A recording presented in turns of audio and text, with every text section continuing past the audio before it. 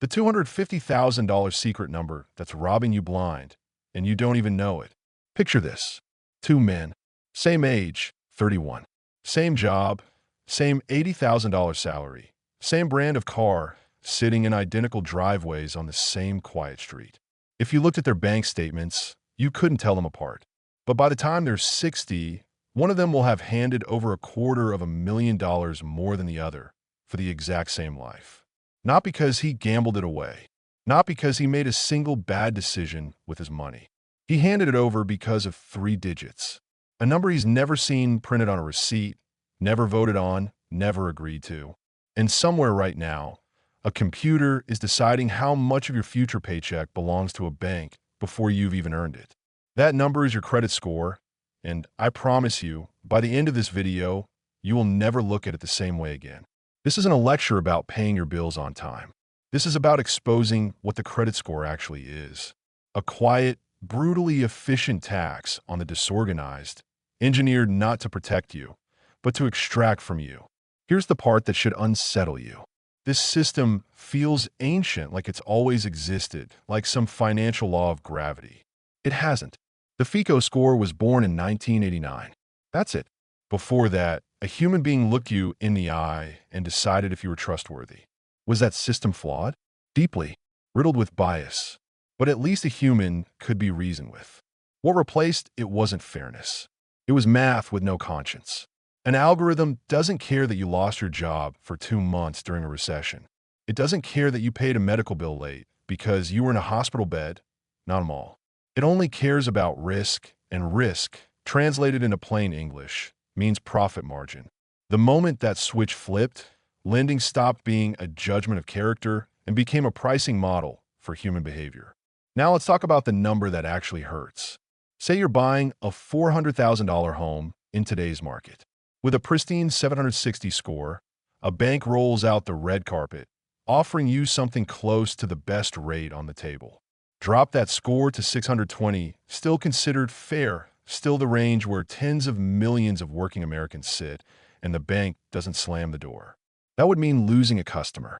Instead, they open the door just a little slower, and they charge you for the privilege. That gap might look like 1.5 percentage points on a piece of paper. Almost nothing, right?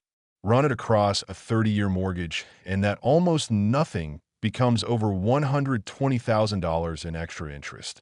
Same house, same foundation, same backyard. You're paying 6 figures more in cash for a number machine assigned you. And here's the twist that makes it worse. That $120,000 wasn't just spent, it was erased from your future. Had it sat in the market instead of a bank's balance sheet, compounding for 3 decades, it could have quietly grown into $500,000. That's not a fee. That's a stolen retirement. But it doesn't stop at your mortgage. This is where the story turns genuinely disturbing. Your credit score has quietly slipped out of the lending world and into your entire life. In most states, your car insurance premium is partly built on your credit score, not your driving record. Think about how insane that is for a second.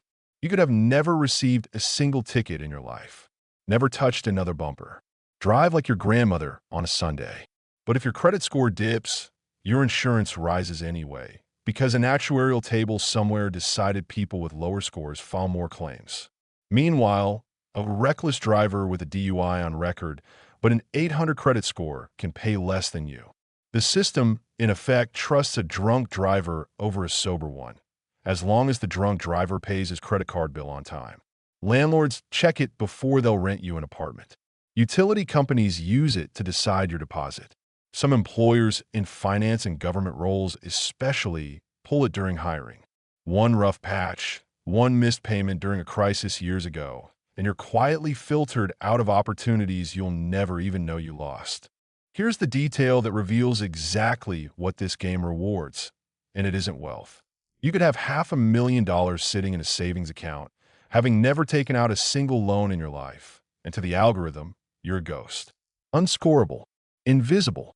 Meanwhile, someone drowning in minimum payments, constantly borrowing and repaying just before the deadline, looks like a model citizen. The system doesn't reward having money. It rewards being useful to lenders. It rewards churn. And if you've ever paid off a car loan early and watched your score drop afterward, that wasn't a glitch. That was the system telling you, quietly, that you had just become less profitable. So how does the scoring actually break down? 35% is payment history, simple and brutal. You paid on time, or you didn't, and one slip can shadow you for years. 30% is utilization, the ratio between what you're allowed to spend and what you actually spend. Max out a $1,000 limit to $500 and the algorithm senses desperation.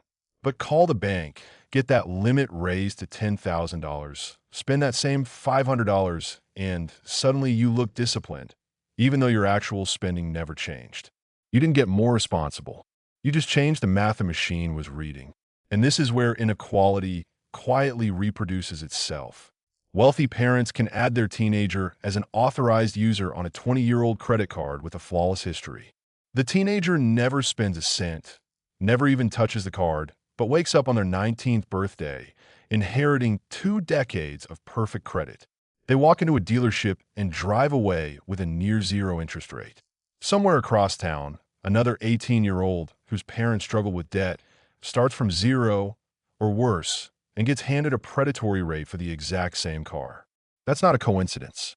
That's the invisible architecture of generational wealth, encoded into 3 digits. Now, if you're the type who wants to opt out entirely, pay cash for everything, avoid debt like the plague, I respect that instinct. But for the overwhelming majority of people watching this, you will eventually need a mortgage, an apartment, or insurance, and walking through life with no credit history isn't freedom. It's friction at every single turn. So the smarter move isn't rejecting the system. It's learning to manipulate it before it manipulates you. Automate every payment, even just the minimum, because one 30-day late mark can shadow your report for 7 years. Every 6 months, request a credit limit increase on your existing cards, even if you don't plan to spend more, because a wider gap between your limit and your usage quietly boosts your score. And never close your oldest account. 15% of your score depends purely on the age of your credit history. So that dusty car from your first year of college isn't dead weight. It's proof of longevity. Keep it alive with one small purchase a year. And remember this, nearly 1 in 5 credit reports contains an error, and under federal law, any information a bureau cannot verify within 30 days must be deleted. That's not a loophole for criminals. That's a legal right. And the wealthy exploit legal rights constantly. You're allowed to as well. Your credit score was never a measure of your character. It was never a reflection of your worth as a person. It is a machine built to extract wealth from people who don't understand the rules of the game they were forced to play. The moment you stop fearing it and start studying it, you take back control of a number that's been quietly draining your future without your permission. Don't let a 3-digit figure decide what your life is allowed to cost.